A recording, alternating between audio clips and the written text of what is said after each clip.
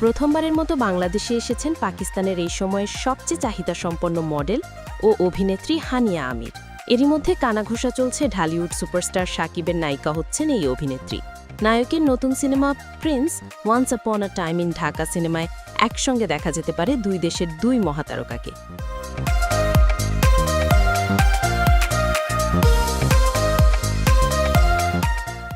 আসন্ন ঈদ উল ফিত্র সিনেমাটি বাংলাদেশ সহ বিশ্বের বিভিন্ন দেশে একযোগে মুক্তি পাওয়ার সম্ভাবনা রয়েছে।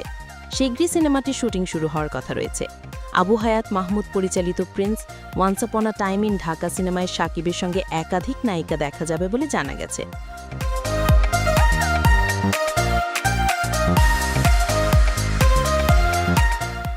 তবে সেই নায়িকা কারা তা নিয়ে চলছে আলোচনা। কলকাতার ইধিকা পাল থেকে শুরু করে দেশের তানজিন তিশা সহ অনেক অভিনেত্রীর নামই এসেছে তালিকায়।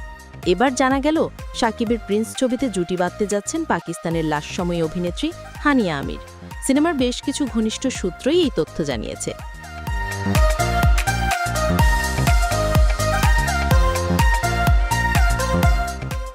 গেল ২২ আগস্ট আনুষ্ঠানিকভাবে ঘোষণা আসে প্রিন্সের। তখন থেকেই কৌতূহল চরমে ছবিতে শাকিবের নায়িকা কে হবেন।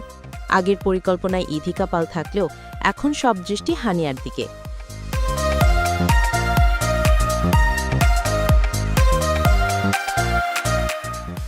সম্প্রতি সানসিল্কের ব্র্যান্ড অ্যাম্বাসাডর হিসেবে ঢাকায় এসেছেন হানিয়া আমির। বর্তমানে তার সঙ্গে সিনেমা নিয়ে চূড়ান্ত আলোচনা চলছে। জানা গেছে সবকিছু ব্যাটে বলে মিললে আসবে আনুষ্ঠানিক ঘোষণা।